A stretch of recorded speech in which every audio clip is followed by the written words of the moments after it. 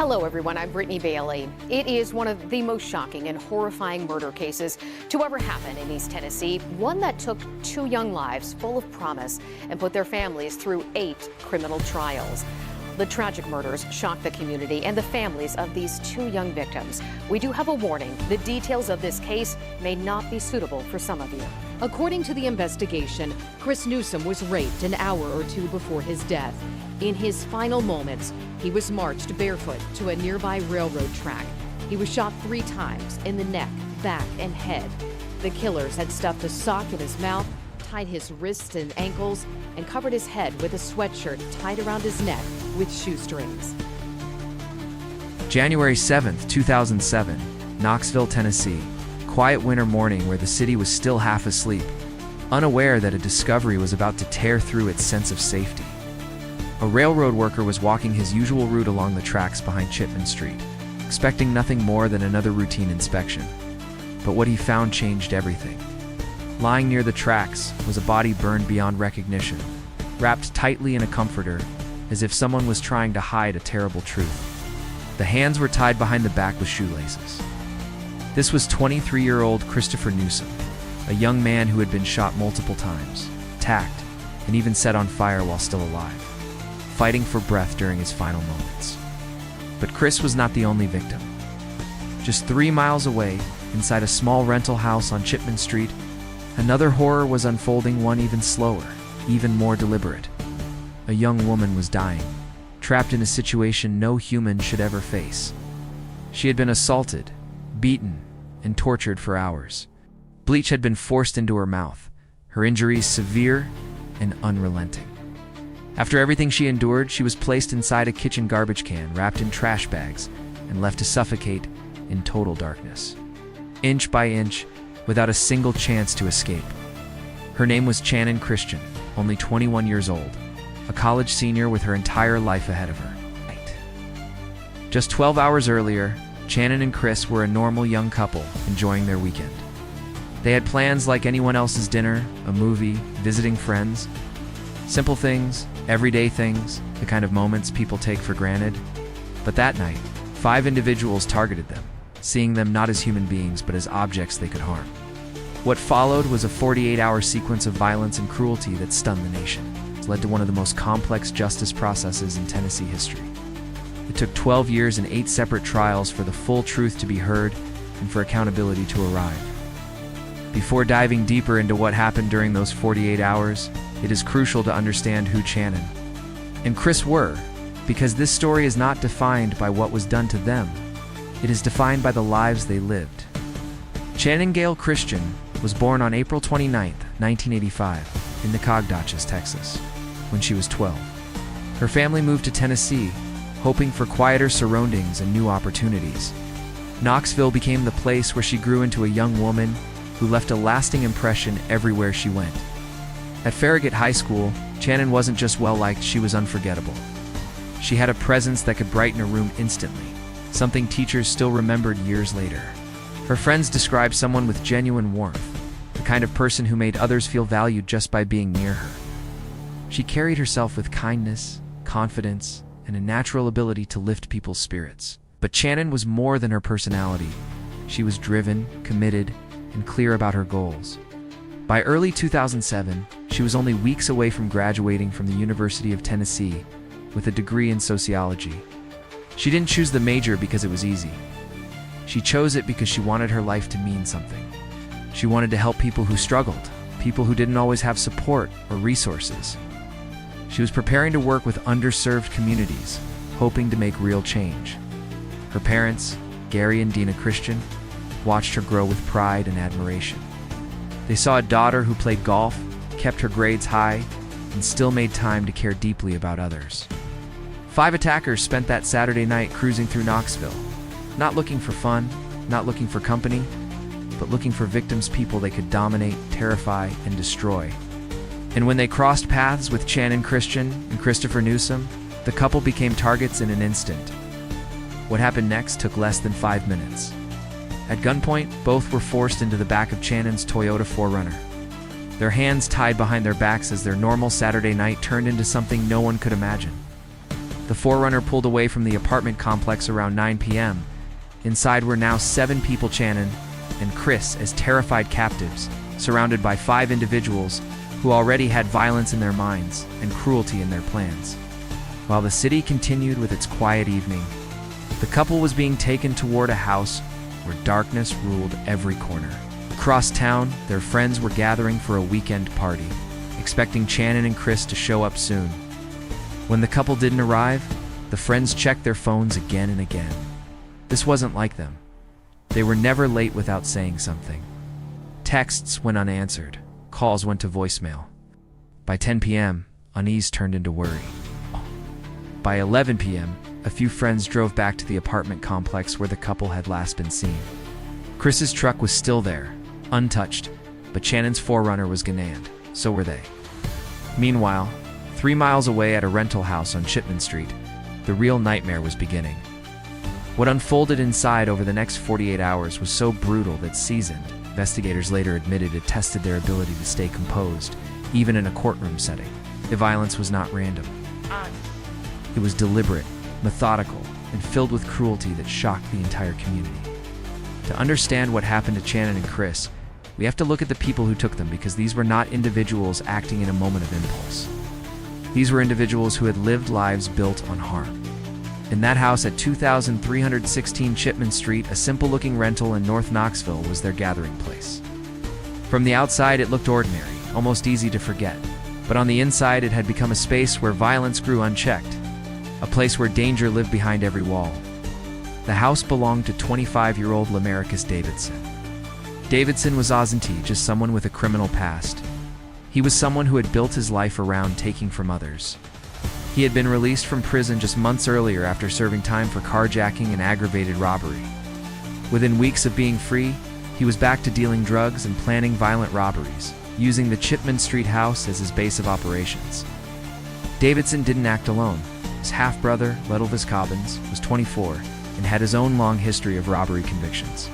Together, they fed off each other's aggression, pushing one another into deeper and darker levels of violent behavior. They were joined by George Thomas, known in the streets as Detroit.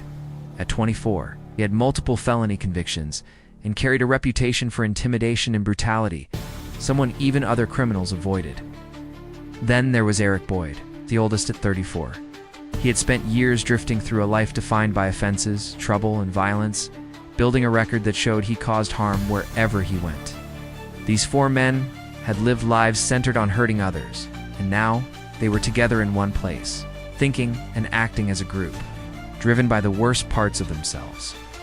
But the group had a 5th member, someone whose presence showed that cruelty has no single face. Vanessa Coleman was 18 years old, Cobbin's girlfriend. To outsiders, she might have looked like a teenager caught up with the wrong crowd, someone too young to fully understand the danger she was living around. But what unfolded inside that house would show she was part of something far darker. But what Vanessa Coleman would do over the next 48 hours would show that she was not simply a bystander. She was fully willing to join the cruelty happening inside that house. Her actions and her silence at key moments proved she was every bit as dangerous as the men she stood beside. On Saturday, January 6th, these 5 individuals made a choice that would change to innocent lives forever. They decided they were going hunting, searching for people to rob, harm, and terrify without hesitation. There was no real plan, no organized structure, just a group driving through Knoxville with violent intentions and an appetite for destruction. They moved from street to street, waiting for the right moment to strike. That moment came at the Washington Pike apartment complex. Surveillance cameras later confirmed what happened next, capturing the couple during their final minutes of normal life before everything changed. The footage shows Shannon leaving her friend S's apartment and walking through the dim parking lot toward Chris's truck. She's smiling, relaxed, clearly happy to see him. Chris steps out to greet her. They share a gentle embrace, something witnesses later described as the quiet, easy affection of 2 people deeply connected. For nearly a minute, they stood together talking about simple things: where to go next, which vehicle to take, how to spend the rest of their night.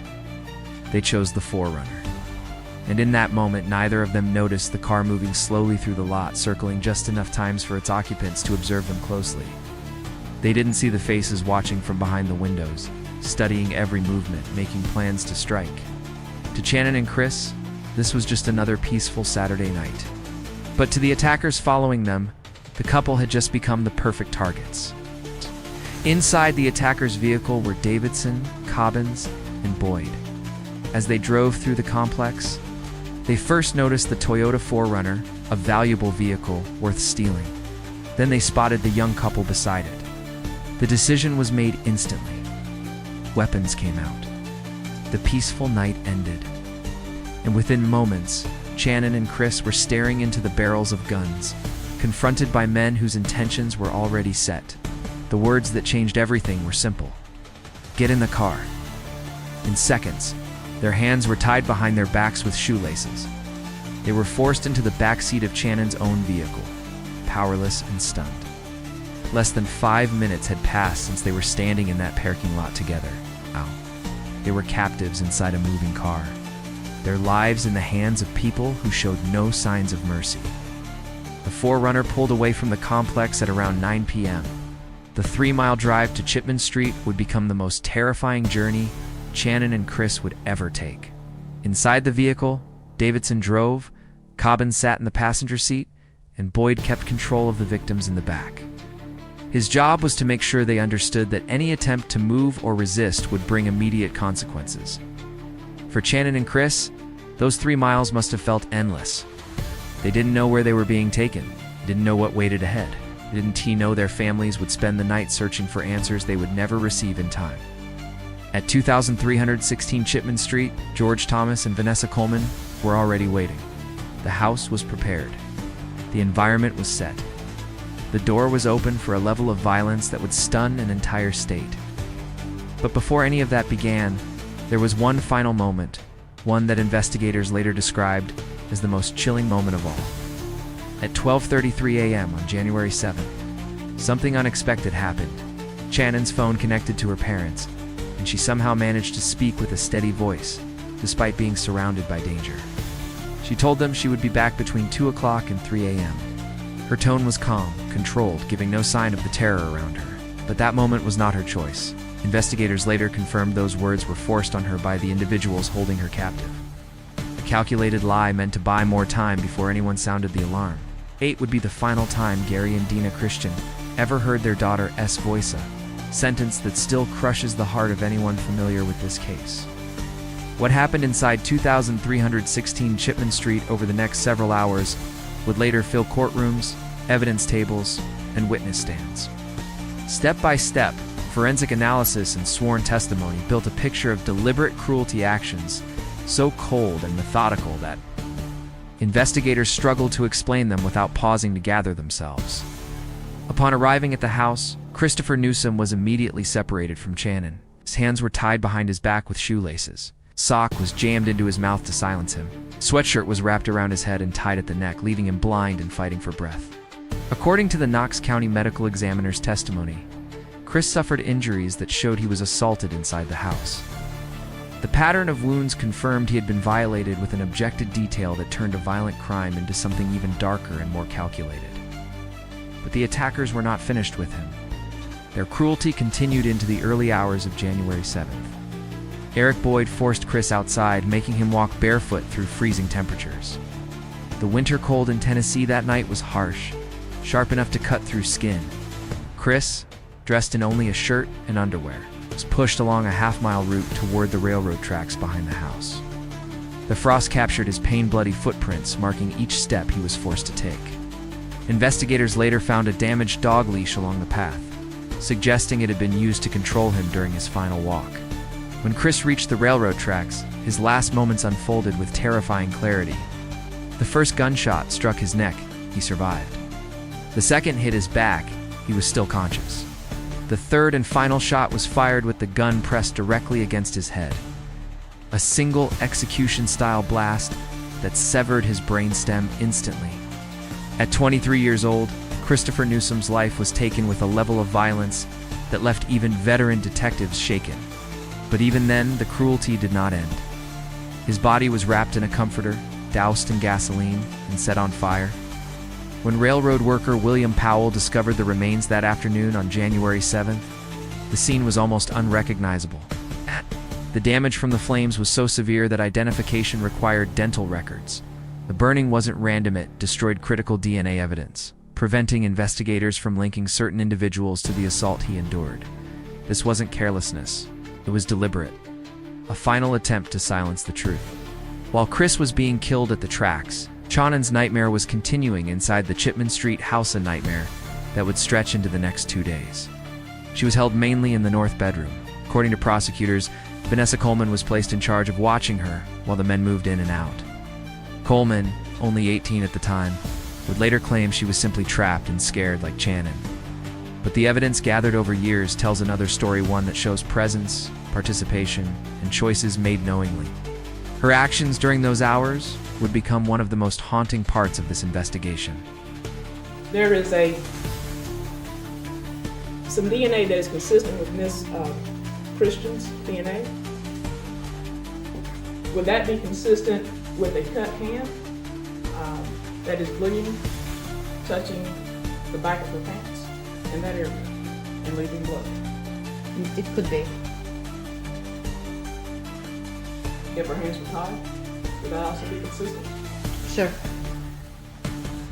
And also, inside in the interior of the jeans,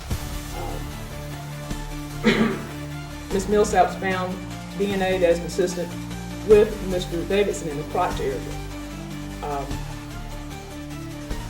Would that be consistent again with Mr. Davidson's sperm being inside Ms. Christian in her vaginal area or her anal area, and then putting the pants back on after Mr. Davidson deposited semen in her vagina and her anus? Yes. Thank you. And again, Dr. Malusnik, if Jennifer Millsaps with TBI has testified that the inside of the camisole, underneath the breast portion, in between the breasts, and this spot on the sweater right in here, tested positive for Latalvis Cobbins DNA. And this spot here on the inner left thigh tested positive for Latalvis Cobbins DNA. Would that be consistent with Miss Christian in a seated position with sperm in her mouth, spitting it out, it getting into the inside of the bra, inside the camisole, settling in the bra portion of the camisole, and getting on the front of her sweater and the inner left thigh? It's consistent. It could be one of the ways, yes. Put these back. The photos from the autopsy were played out on a large movie-sized screen, almost play-by-play. Every, as each layer of binding is removed and as each trash bag is removed, there's a new photo and close-up shots. And they're very graphic, and they were so graphic, in fact, that a new prosecutor who's assisting in this case grew faint early on into the autopsy presentation of Shannon Christian's death. And at 23:16.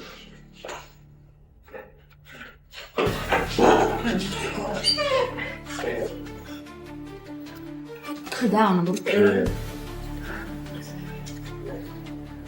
We have a doctor in there.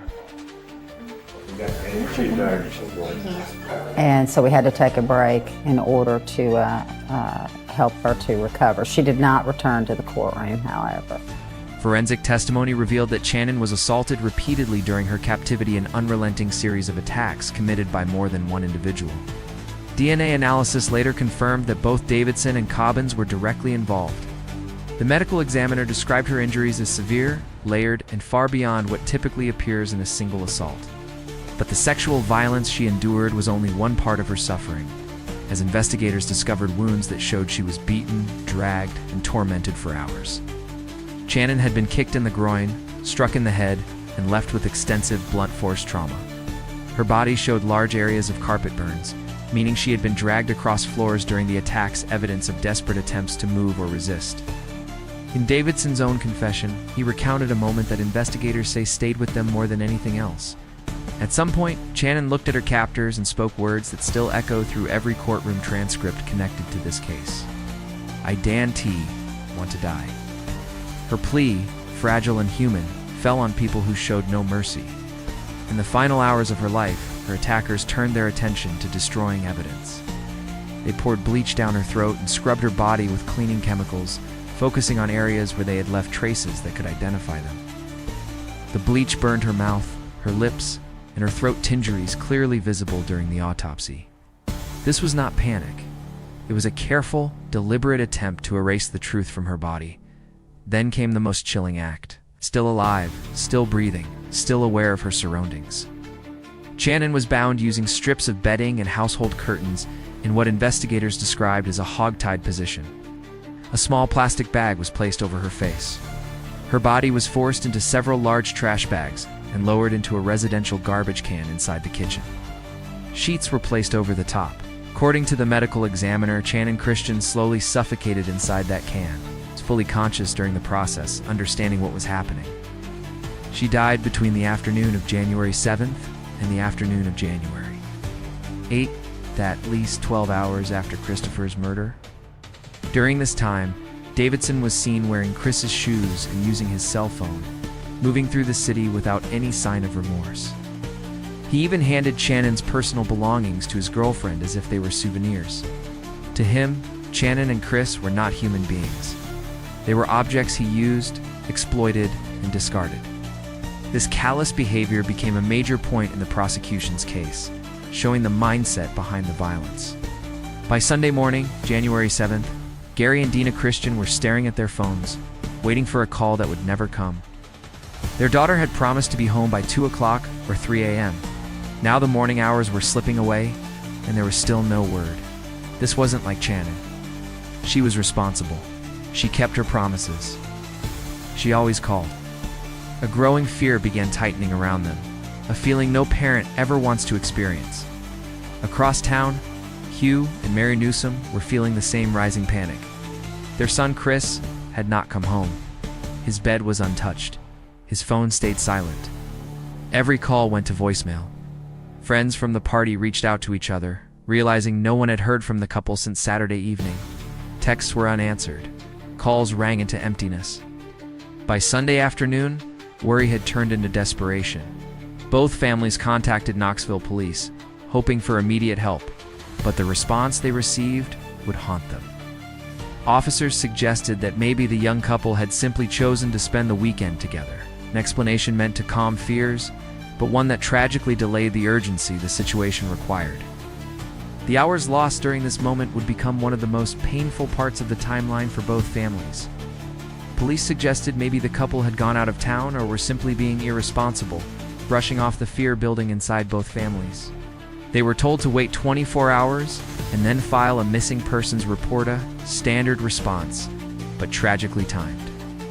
During those same 24 hours, Channon Christian was dying inside a garbage can only 3 miles away, fighting for breath while her loved ones begged for help that never came in time. Frustrated and terrified, the families refused to wait. They organized their own search parties, printing flyers, knocking on doors, and calling every friend the couple had. They contacted Channon's phone provider themselves, pushing for the last known location of her phone. The data pointed them toward a cell tower on Cherry Street in North Knoxville. With no other leads, family and friends spent late Sunday night and early Monday morning, January 8th, searching the Cherry Street area street by street. They were looking for anything any sign of Channon's distinctive Toyota 4Runner. And at approximately 1:30 a.m. on January 8th, they found it. The vehicle was parked at the intersection of Chipman Street and Glider Avenue, less than 2 blocks from Davidson's house. But there was no sign of Channon or Chris. What they found inside the vehicle told them immediately that something violent had occurred. The front seats were pushed as far back as they could go, an impossible position for Channon, who was only 5'2" and always adjusted the seat before driving. The floorboards were covered in mud. completely out of character for her because she kept her car spotless. And then came something even more disturbing. Stickers she always kept on the windows had been peeled away. Personal items she always kept close, her teddy bear photographs, her phone charger were missing. But investigators found something that absolutely did not belong inside that car. A pack of Newport cigarettes on the dashboard. Neither Channon nor Chris smoked, and they certainly didn't smoke Newports. It was the first hard piece of evidence confirming that strangers had been in her vehicle.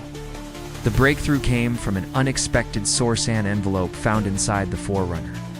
Investigators collected fingerprints from the envelope, ran them through the system, and got an immediate match.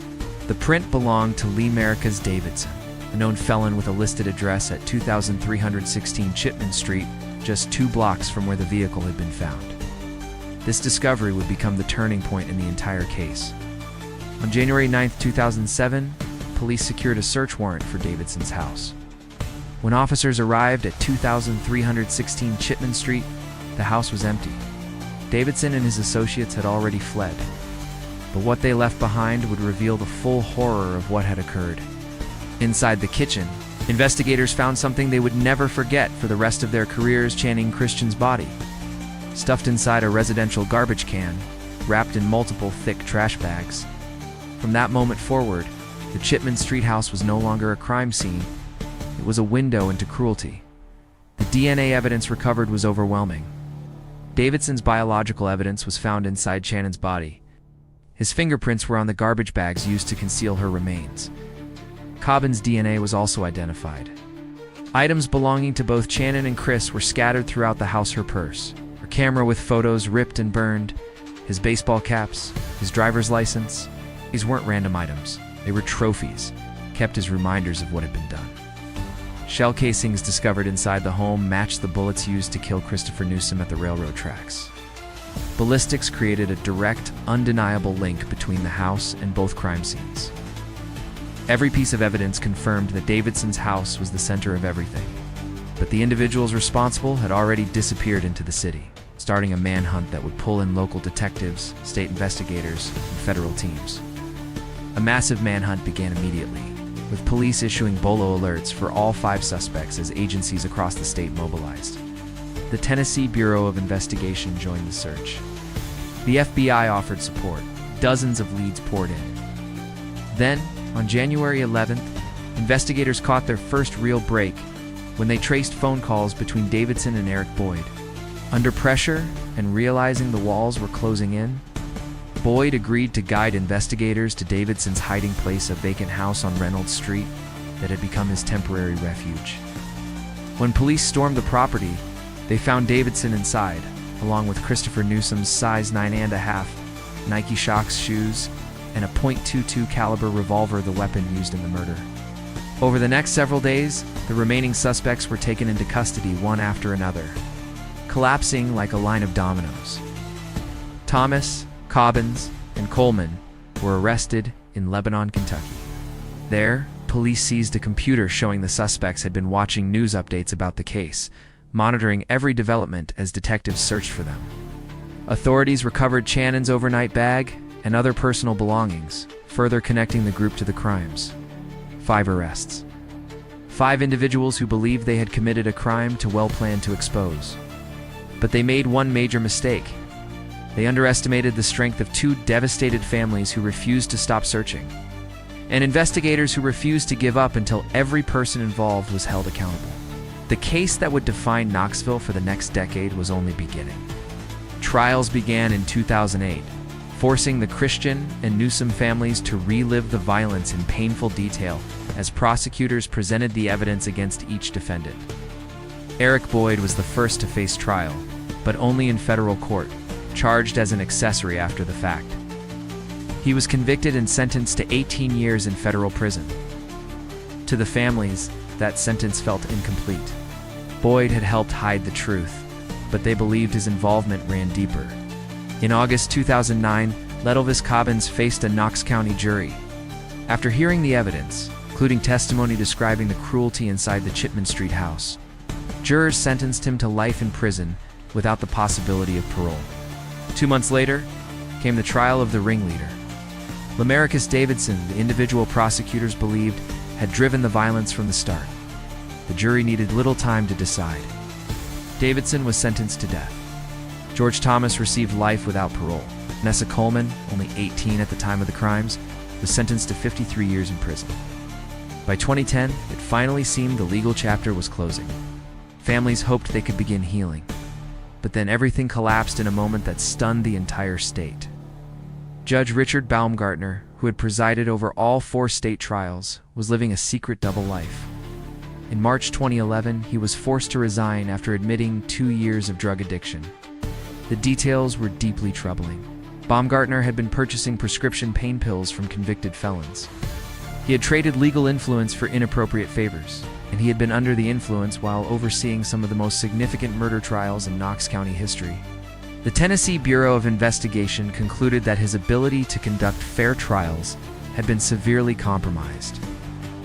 In September 2011, Baumgartner was officially disbarred. With that, every conviction he had handled in the Christian Newsom case was suddenly in jeopardy. On December 1, 2011, the ruling came down. Every defendant would receive a new trial. The families who had endured years of testimony and heartbreak were now forced to face the unthinkable. They would have to relive it all again.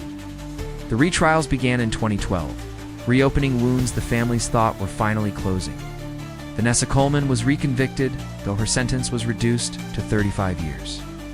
George Thomas was once again found guilty. The Tennessee Supreme Court later upheld the original convictions of Davidson and Cobbins, but one name still remained outside the full reach of Justice Eric Boyd. He had never faced state murder charges. Hugh and Mary Newsom refused to let that stand. "I just had a gut feeling Eric Boyd was the one who killed him," Mary said, and she meant every word. She wasn't going to let him walk away from what happened to her son. The Newsoms attended every hearing, every appeal, working closely with prosecutors and investigators, staying present, staying relentless. Meanwhile, Gary Christian was fighting a separate battle won inside himself. Years of testimony, crime scene details, and legal delays had consumed him with anger that threatened to destroy his ability to move forward. But in 2017, something shifted. Gary found faith again and began speaking at churches, sharing how he was trying to overcome a decade of rage that had weighed heavily on his life. Then in 2018, the major breakthrough finally arrived, 11 long years after the murders. A Knox County grand jury indicted Eric Boyd on 36 counts, including first-degree murder. For the families, this moment felt like a door finally opening. Boyd's trial began in August 2019. During the proceedings, George Thomas testified against him in exchange for a reduced sentence, admitting his own role in identifying Boyd as the person responsible for Christopher Newsom's death.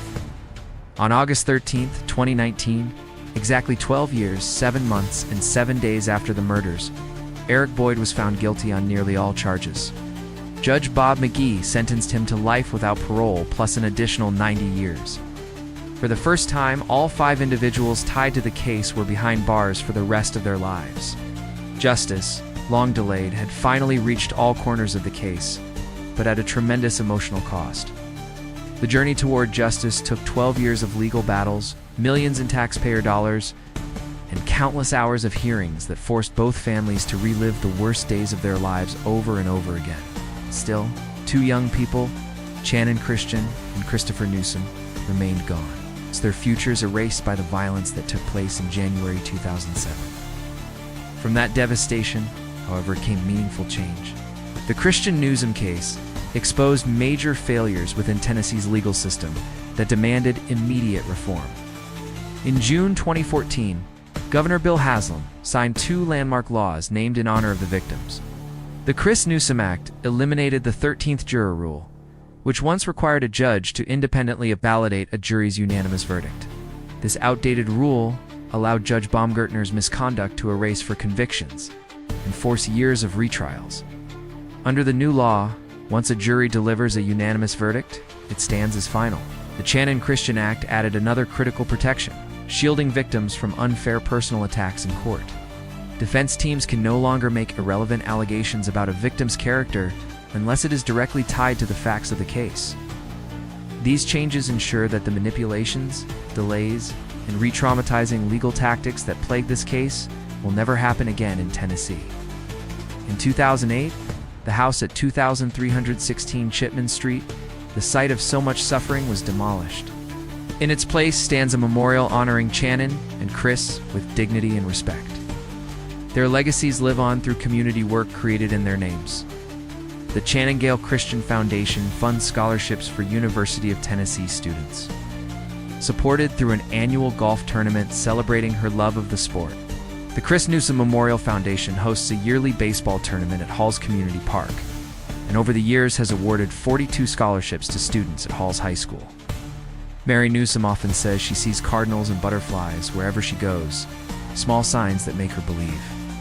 Chris is still nearby, still watching over the people he loved. 18 years after their lives were stolen, two young people who once planned simple futures together have become something larger.